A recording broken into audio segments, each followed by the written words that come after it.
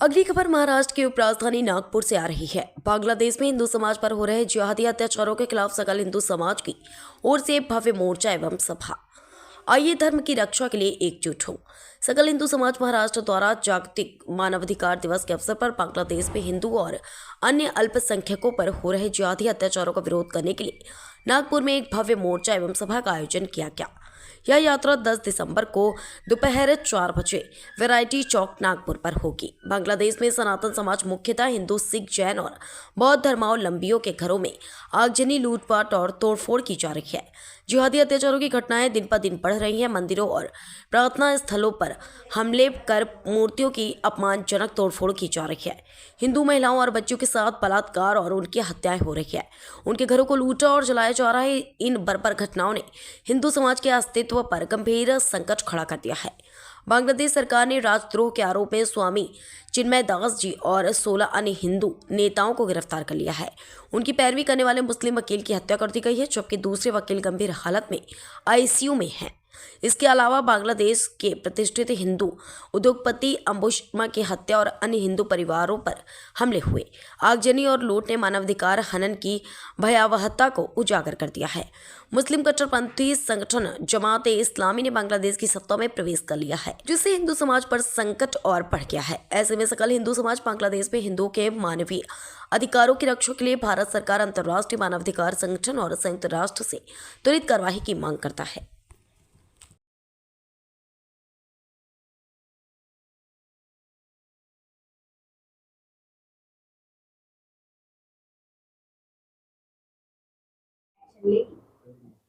बांग्लादेश की सरकार को हमारे निश्चित रूप से देश के पंतप्रधान समझेंगे। भारत हस्तक्षेप करेगा ही, क्योंकि बांग्लादेश भी एक अभी भारत का हिस्सा था और जहां पर रहने वाले, बांग्लादेश के अंदर में रहने वाले सारे हिंदू भाई ये सबसे पहले भारतीय थे। आज वहां पर अत्याचार हो रहा है। बांग्लादेश के अंदर में विशेषतः बौद्ध मंदिरों को, बौद्ध विहारों को तोड़ा जा रहा है। अनुसूचित जाति, दलित हिंदुओं को वहां पर अत्याचार किया जा रहा है। लेकिन भारत का हिंदू चुप रहने वाला नहीं है। भारत का हिंदू संगठित होगा। हमने पहले भी कहा था, बटेंगे तो कटेंगे।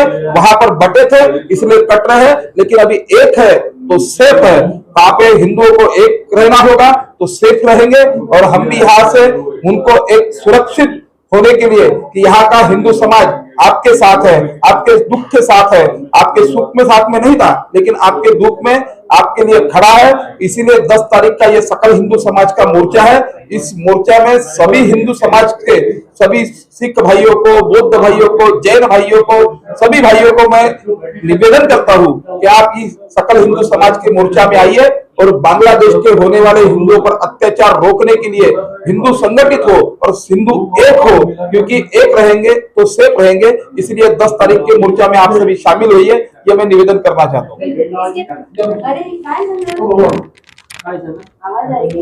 क्या ऐसा 10 तारीख के पहले विष्णु जितना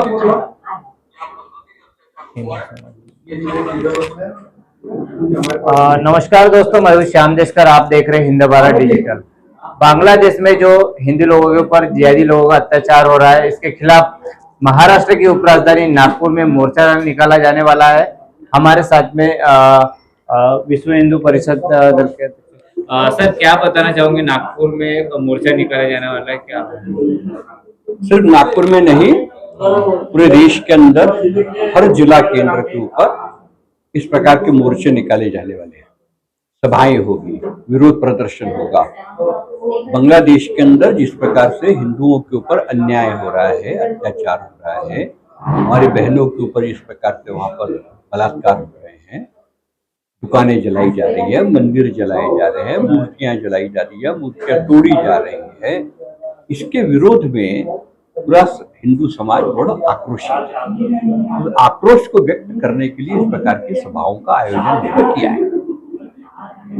जो विश्व में जो शक्तियां हैं वह भी बांग्लादेश के विषय को लेकर शांत बैठी हुई, चुप बैठी हुई, कोई एक्शन नहीं ले रही।